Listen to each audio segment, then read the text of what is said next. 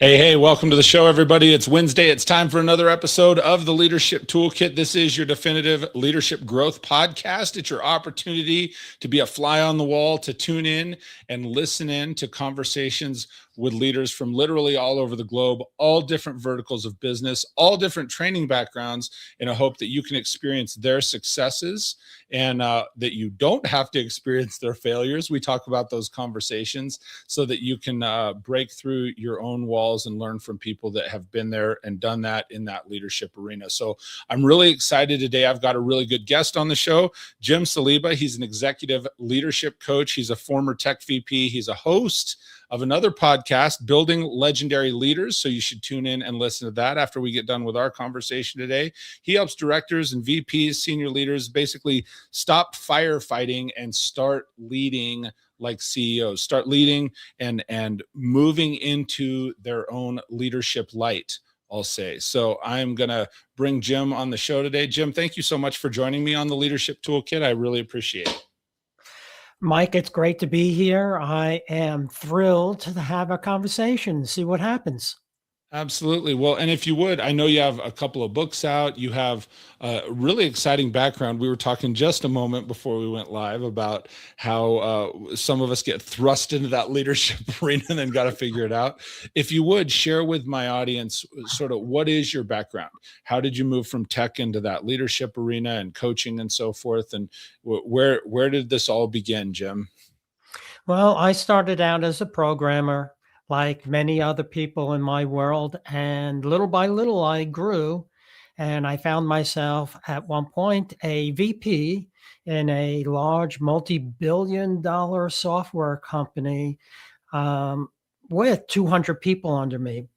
But, Wow. it took a lot to get there. It didn't happen overnight, and I had to unlearn and relearn things along the way. So it was an interesting ride, and I'm going to love talking about it. Absolutely. Well, I'm curious. So there's two things, and I always try and hang on what some of the things that my guests say as we get into these conversations, because there's little stuff that I will pick up on, and it's like, oh, wait a minute, that's a good point. So when you moved in, you said, hey, I started as a programmer, I moved to a VP, I had 200 people under me, or working either with or for you, right? And Mhm. so was there a training program that they moved into that role? Did they simply just say, hey, we're going to make you the vice president? And one of the things that I want people to key in on, as you said, and probably inadvertently, just because that's how our life is, you said it took a long time. And one of the things, we can like package these little microwave blips. You can tune Mhm. into a YouTube video and you can watch Jim right now and say, okay, hey, look, in 30 minutes, I'm going to see how he went from this all the way to running this multi-billion-dollar organization. It took a lot longer than 30 minutes. So, Oh, yes. Yeah. So, yeah, I was a programmer. Then I had a small group. But really, there was a reorg that happened within the organization. And they said, "Oh, Jim, you would be good if you ran this group." So all of a sudden, I went from leading nobody to having 3 managers work for me, and under them was 5 to 10 people under each person. So I went from being an individual contributor to a manager of managers immediately, which quite honestly scared the pants off of me. so when that happened, because I mean, that's a huge step.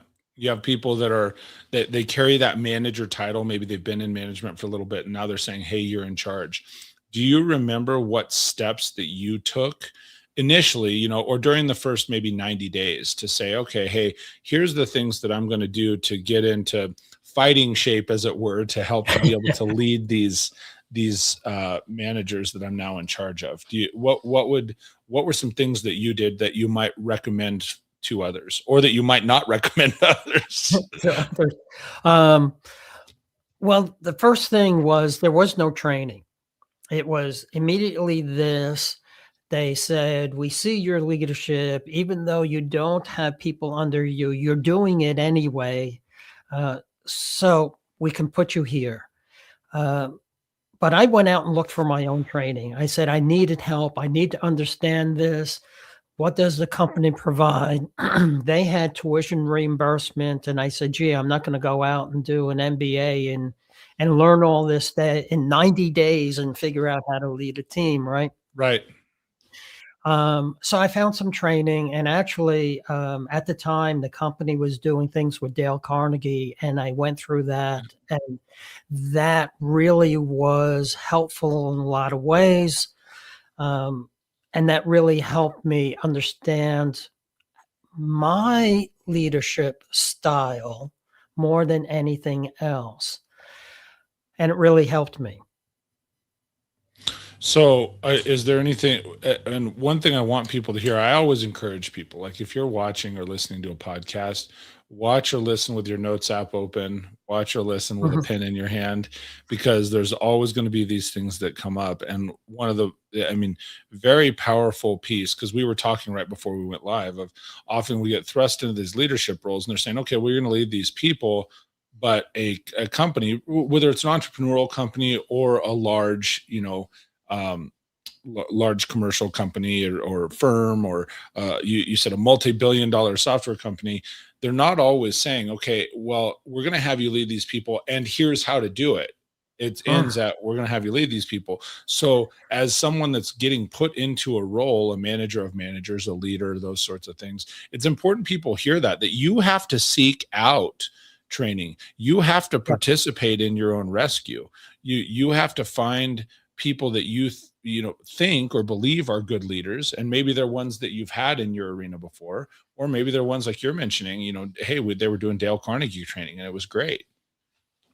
So yes, people that I coach, the ones that reach out and look for training and look for help and say, how can I move myself forward rather than company fix me, are the ones that I see actually bubble up continuously. And at every step, whether you're moving from an individual contributor to a manager to a director to a VP, you always have to unlearn something to be able to learn things in the new role. Very important. Can you expand on that for me? Because you've said that a couple times, and I think that segues into another really good question. And this is just how my brain works. We just go here and there. So you said you have to be able to unlearn something to relearn something new. Can you just sort of expand on that? What's an example maybe of something you had to unlearn? Are you talking like you got a clear brain space, or expand on that for me, Jim? Okay, so let's do this. Mhm. Many times people that I coach, and it happened to me specifically, um, I was promoted based on my technical skill, my ability to do things, my ability to execute, and said, Okay. okay, now do this across teams. Well, those two skills are different, Sure. right? So I had to stop doing and start leading was one of the biggest things I had to get over, and I find many people have to get over. I can't tell you how many times I work with people and they say, well, I'm protecting my team. They're really busy, so I'm going to do it myself. It's just a little bit faster if I just do it myself because by the time I explain it, I could have it done. Sure. Well, by the time I go and explain it and talk to people and do this, I can just do it better. I've been doing it for 5 years, so I can get it done. But you're not helping your team grow and you're focusing on execution. You are not focusing on leading. Teaching your people how to do this, in the beginning, it's going to take longer, but they'll never learn to do it unless you help them move along. Sure. So I tell people, if you are a doer, more doing is going to come to you.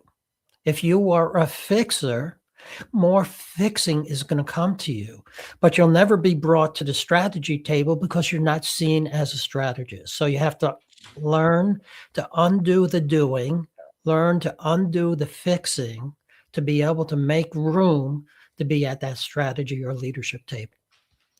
That's a really good description, and it hits home with me because I'm very much a doer. I'm like, oh yeah, yeah, hey, look, just give it to me. I'll just hey, let me handle that, right? Or yeah, hey, that thing's broken. Yeah, just give it to me. I'll be able to fix it. So I'm curious, what are and I think we all want to contribute and be considered good workers, good leaders, good contributors to the company or the cause.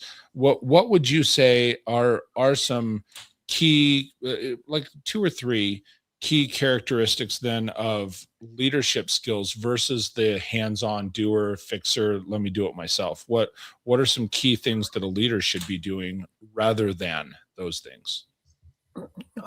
First thing is redefine some words. Okay. We talk about accountability all the time. And accountability is more about that execution, getting things done. We have to become owners of the system the work gets done in, rather than the accountability of what is delivered. When we Okay. talk about accountability, that's the doing, the fixing, the firefighting, executing. Ownership is owning how that work gets done, how my team gets done. And when I talk to people about vision, what do you want to get done this year? What does next year look like? They always tell me first about the work that gets done, but not Sure. how that gets done. So ownership, we need to start understanding ownership as I own the system that delivers the best work of my team. They own the execution of getting the stuff done. Okay. So what I'm hearing, and I always repeat a little bit, and I want to move into some other um, stuff, and I think this ties into what you had said. You said, "Hey, there's a lot of leaders that get promoted but never make the mindset shift." Right? That was Right. something you shared with me, and so this is sort of the segue or just the tip of the spear. You're saying, "Hey, part of the mindset shift," and not to put words in your mouth. If I get it wrong, you can Mhm. jump in and be like, "Nah, man, that's not what I said." But part of that mindset shift, you're saying, okay, well, number one, redefining the words, right? Things like accountability, becoming an owner, the how of the vision versus the what or the tactical side. And the other thing that I'm hearing you say without saying it is you have to be willing to, as a leader, when you move into that role, you have to be willing to let go. You have to be willing to delegate. And because the doers, the fixers, when you're moving in that role as somebody that, as myself, I would like to think I was always considered a good employee. I was considered a good employee because of my work ethic, which my work ethic was tied to doing the stuff, right? Right. Oh, it's Right. it's doing the thing. Well, then we get used to it, and that's what you're saying. Okay, well, one, you got to redefine that. That starts to shift your mindset, and two, you have to be willing to delegate, which means you got to be willing to take some licks on the chin, so to speak, that somebody might not do it as well as you have to be willing to let go. You lead with an open palm, so to speak, is what I'm hearing you say, again, without saying it directly, but that's I'm hearing that from you. And that I want to move into that is when a leader does get promoted, what keeps them where they're at? Why don't they make the mindset shift? Or what are some other keys, maybe besides these two things, that can allow them to shift mindset into, okay, look, I'm leading now versus doing? So, yes, 100%. I have to let go. I have to delegate, not dump. And that's a Ooh, that's whole good. other thing, how to really delegate. But the other thing that's in there is not just let go. You have to teach people how to do things, and telling is not the right tool. Questions is a much better tool. You can do a lot more with asking the right questions. Um, for example, when I help people learn how to delegate, we talk about what is needed. Then I would ask back, well, tell me in your own words what's needed to make sure we're on the same page. I have this quote I forget who said it, but the problem with communication is the illusion that it actually happened. So asking back kind of make sure you're on the same page, because there is so much between the sender and the receiver. Biases, experiences, how much coffee we had or didn't have that morning. So asking questions, make sure we're on the same page. But then it's, well, what do you need to do this? What are you going to show me something? What are the milestones that are going to happen? Ask them to do it, figure it out, even if they have to go away and come back. So delegating, there's a whole art to that, and it's more asking questions than it is telling. Love that. Just a couple of comments, and I want people to write these down because you had some gold in there. One, I love the statement: delegate, don't dump. One of the things what that says to me is, if I'm delegating, yes, I'm giving you the task, but there are times I might still run alongside you or check up. If I'm dumping it, I'm going, oh, thank goodness that's out of my hair, right? So delegate, don't dump. Love that. I like the fact and that you're saying, like, hey, questions are better than statements. When we make statements, those are ours. When we ask questions and they can give us the answer, those are theirs. And I think that's a good segue into that. The other piece, and I've heard somebody say this, I wish I could remember who had quoted this as well, is like leadership becomes a case of show and tell, right? Yeah, you ask the questions and then you show and then you tell and you run alongside them and so forth.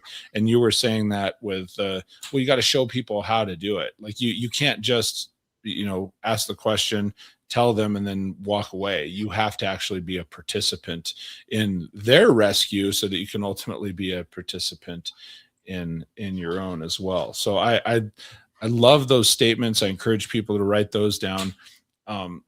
Also, before we get way too far in, we're 20 minutes in. I've had this on the screen a couple times, but just in case, especially if somebody's listening, if you're listening to an audio podcast on Apple Podcasts, or if you're on Spotify or whatnot, do make sure and check out Jim's website. It's at jamessaliba.com, JamesSaliba.com. So you can check that out for all of his offerings and so forth. He also has mentioned he has a book prior to this one. You can get a copy of the 6-Step Leadership Challenge. It's jamessaliba.com/free book. Pay $5 shipping. He'll send you the book. And then your latest book, and I would like to get into the conversation on that a little bit, Leading Like a CEO, Lead Like a CEO, right? And so one of the pieces of this conversation is we're talking about leading and really getting into the mindset shift that it takes. One of the sort of big ideas, I guess, is you said, hey, I want to have the conversation about leading like a CEO without needing a new title. So first off, what does a CEO, and specifically, because you're choosing that title, and so I have to assume that you make that association of, like, what does a CEO do specifically that makes them such a strong and powerful leader? Why did you pick that title, Jim? Well, titles are an amazing thing to begin with. And it went through a lot to figure it out. But the big thing was ownership. And I'm back to that word. Love it. When you're at the top, you're the CEO, you own it all, right? Accountable, Sure. not accountable, you could use whatever words, they own it, right? And they have to go to the board and say, we did it, we didn't do it, we did well, we didn't do well, whatever it is, but it's the CEO owns it.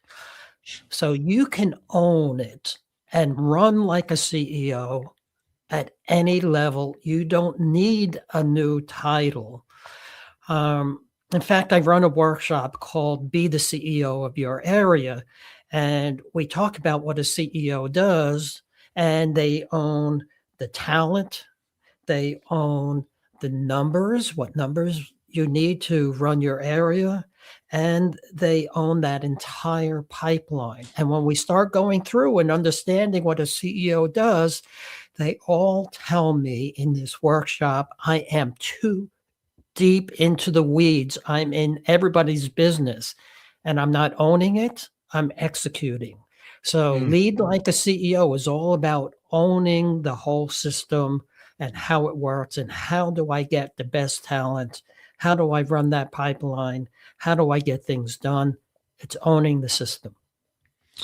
So how do I get into owning that system? I mean, because if we're talking to somebody, let's say, for example, because I know I have a lot of people that listen to this Mhm. show or watch this show that are younger leaders, not necessarily by age, right? But maybe we're moving Right. into a leadership role, a manager role.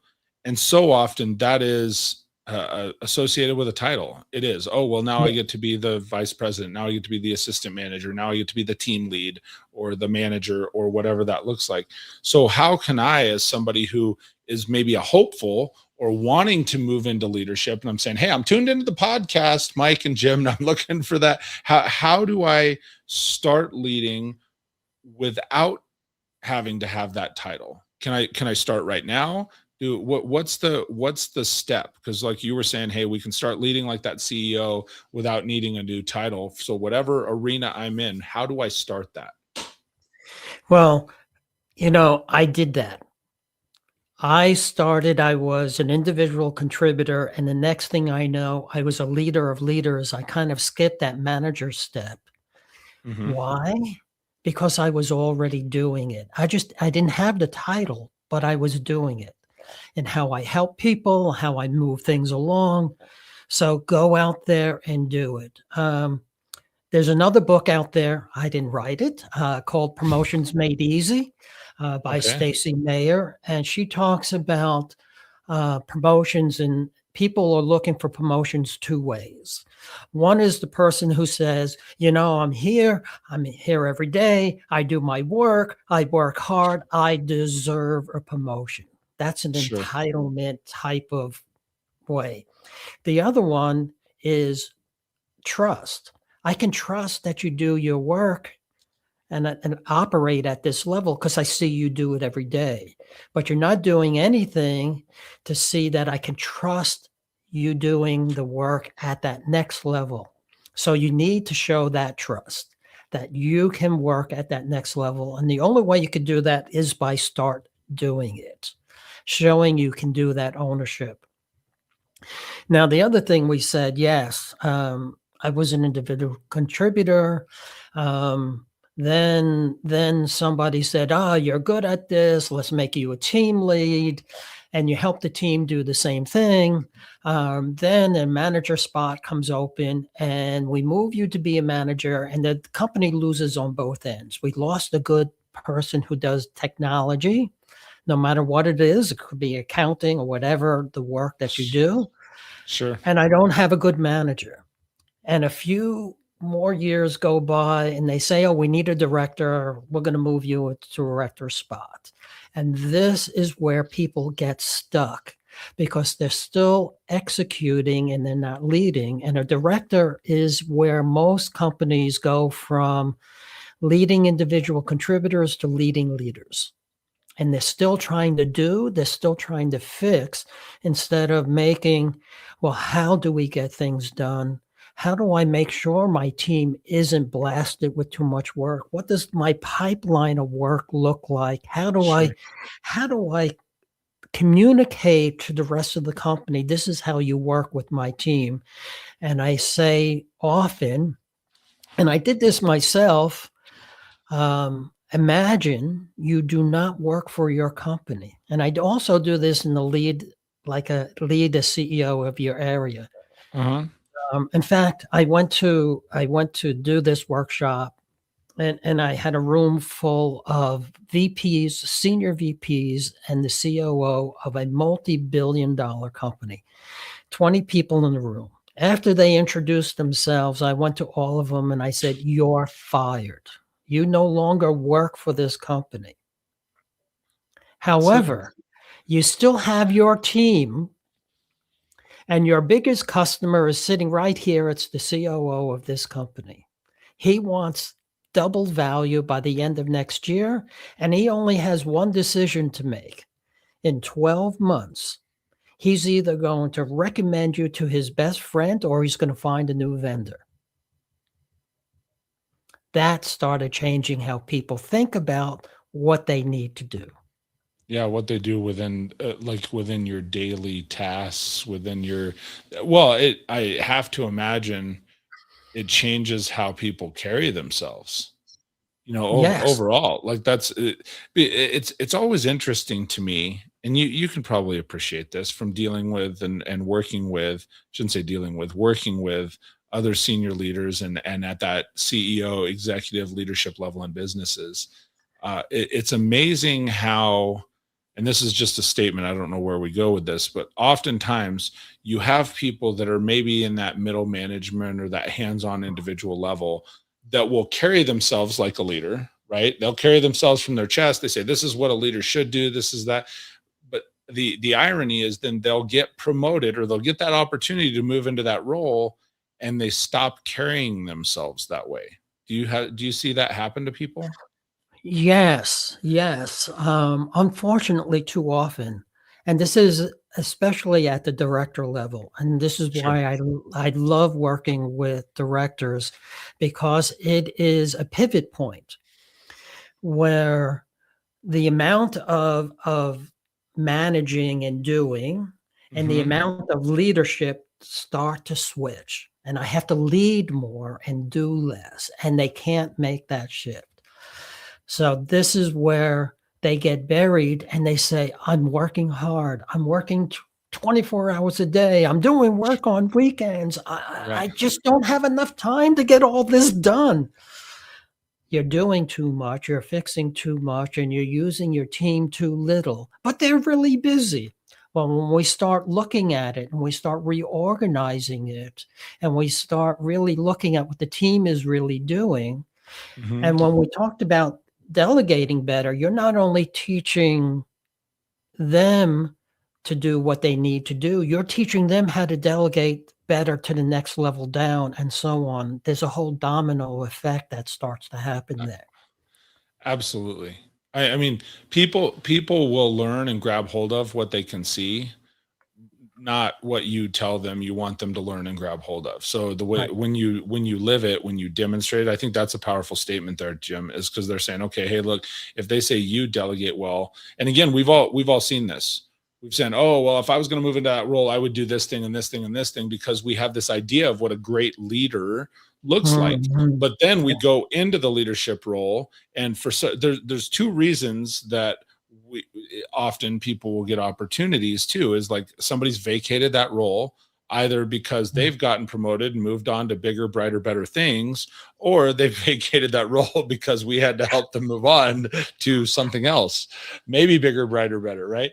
But then we move into that role, and because of what we saw as up and coming leaders, what we saw when we were hands on, then we're moving in there and we're emulating if it was a good leader, then we have the opportunity to showcase the goodness. But also, if it was somebody that we had to help move out of the way, I've seen people get promoted and they get into that role and then they do the same thing that the last man or woman did that wasn't good. And then they wonder why they're failing. And it's like, well, you were Yep. complaining about them before, you bonehead.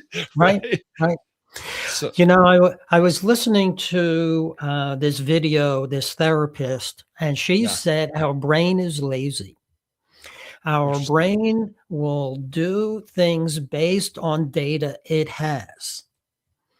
Well, if the only data it has is that leader before you, you're going to end up falling into that mold because it doesn't have data on the way you should lead. A- And that's the way it works. And that's why one of the big things I talk about in both my books, the 6-Step Leadership Challenge, and then Mhm. how to use that framework in the Lead Like a CEO is experiments. How to do experiments as a leader and do things small and try them out. It does two things. When you talk to people about experiments, they're not afraid of it because it's not big change and we're Right. not going to change what I We're just do going and to all that test it. stuff, right? We're just going to try this out. And if it doesn't work, we go right back. So it's not so Sure. scary. And then when we do small experiments, that you can fit in small capsules in 30 days or less is a big thing that I talk about. You're getting little bites of data that allow you to start moving in that other direction. No, I think that's really good. It's one of those, it's small enough to not affect emotions, but a big enough move and a decision that you can start affecting change is sort of what I'm hearing. Yes. Yeah. So, one thing you've done inadvertently throughout this whole show, and I want to point this out, and I'm going to compliment you on this, because one of the things you were talking about, I'm going to go back to earlier when you were saying, "Hey, look, questions are better than statements." And for anybody, if you go back, and I encourage you to go back and either watch or re-listen to pieces of the show, Jim, throughout the show, you've asked a lot of questions. You're like, "Well, what do I do this? And what about if I do this and I run this experiment?" And I had an example a minute ago, but now that it ran away from me. But you've asked a lot of questions, and I think that's one of those things. And when you're talking about coaching people, it comes from a questioning viewpoint. So you are, practicing what you preach, so to speak, even just in conversation, because that's who you are. So I want to compliment you on that. The other thing that you had brought up, and when we were talking just a second ago, when you were saying, "Hey, if the brain is lazy and we're copying what it is that we saw," that goes back to our earlier conversation of, well, that's why you have to seek out new information. You got to seek out data. You got to seek out leadership training. You have to seek out goodness so that you can expand and grow. So I think that's a powerful statement as well. So I'm sorry, were you going to say something else? Yes. Training. I think training is a big thing that happens a lot in a lot of organizations. I love training and I hate training because often we go to these 2 or 3 or 4 day offsites for training. Sure. In my day, we came back with a nice shiny little binder, right, of all our new stuff, and it went onto the shelf, and we didn't Yep. do it. And as humans, especially adult humans, we learn by doing. We're not like in the second grade anymore where we could sit there and just absorb the information. Mm-hmm. We learn by doing, we learn by trying, we learn by failing, we learn by succeeding. So when that training binder goes on the shelf, we're not learning. And that's why there's many statistics out there that say 70% of what we learn in these training classes are lost within a week because we're not trying those things out. This is why I became a coach. Mm-hmm. Because coaching, we're learning in little bits and getting you to try something, to experiment with it, hold your feet to the fire to actually try it. And then we come back the next session. Well, what happened? We debrief it, we tear it apart, we figure it out, what worked, what didn't work, and how do we move that forward in the next step. So training is good. I love it even better if it's followed up with coaching. I had excellent statement, and I will fully endorse, because lots of people will say, "Well, why do I need coaching?" It's the same reason that athletes need coaching, right? Sometimes the person on the outside can see a clearer picture of the field or the event or whatnot than you can when you're in it. There's a difference between working on something and working in something. And so that coach can bring things to light that you may not see.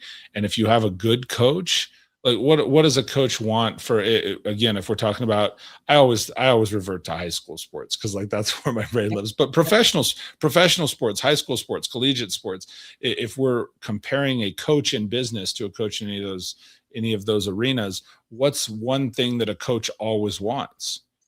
They want to see their players win, right? So it's like, it's the same thing in business. If I'm coaching you in business, that nothing fulfills me or lights me up inside when I'm coaching somebody more than to see them take the W, right? And that comes in a bunch of different packages, certainly, right, on what a win looks like.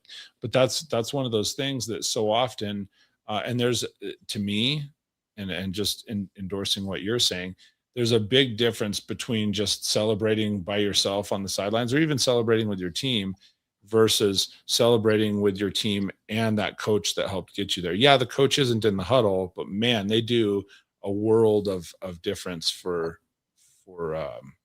your confidence, your training, your ability. I think it's great. I tell many clients when they start with me that they can do this all without me. It will work.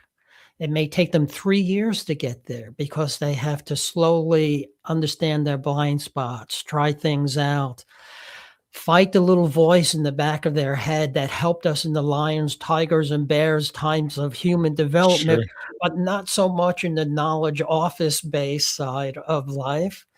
Mhm. I just add rocket fuel to the mix, and what took you 3 years to do by yourself, we're gonna get done in 3 months. It's awesome. So as we're coming down the tail end, a couple of reminders for everybody, for everyone here, and then I do want to talk one other thing with you, actually two other things with you.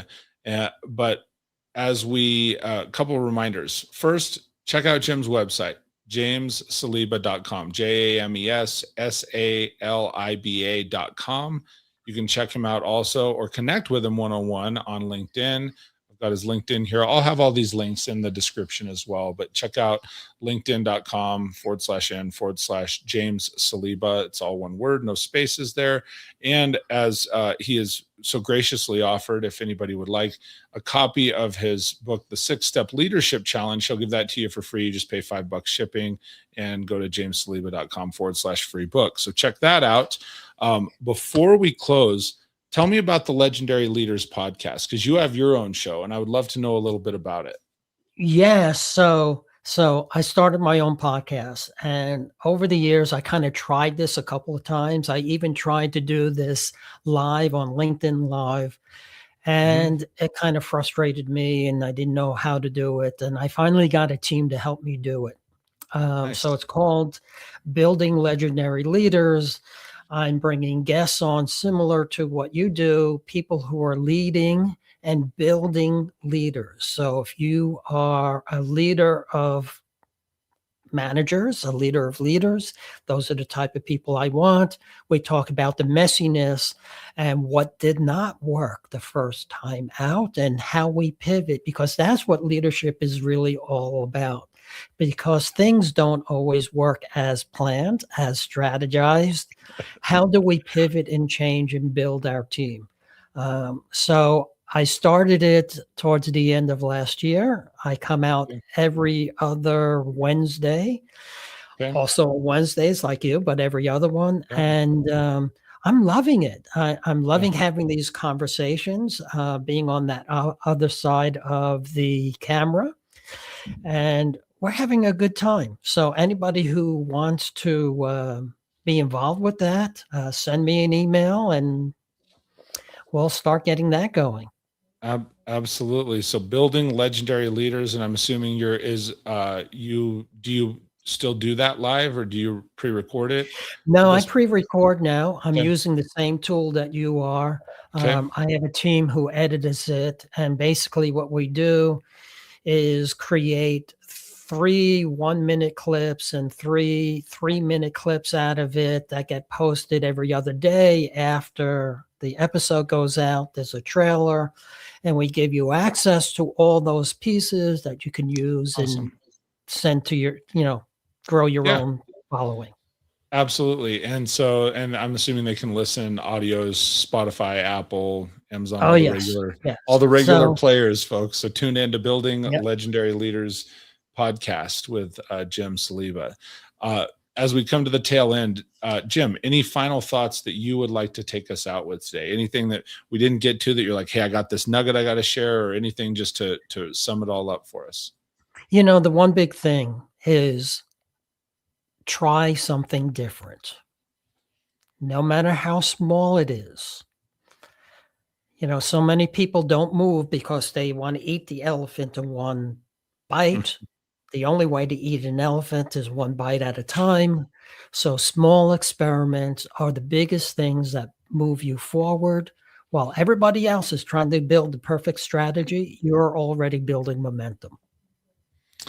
I love that. That's a great final statement. Try something different. So, ladies and gentlemen, Jim Saliba, thank you so much for tuning in and joining us today. Jim, thank you for spending your time with me today on the Leadership Toolkit, and just great conversation, man. You for sure.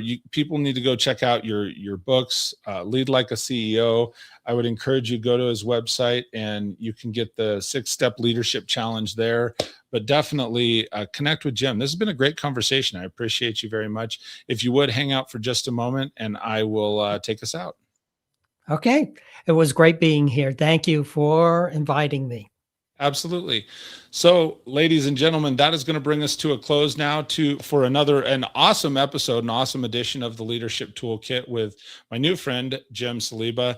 I really do check out his books, check out his site, connect with him on LinkedIn. Just a great resource and a great human, man. He's very, very kind and very knowledgeable when it comes to leadership.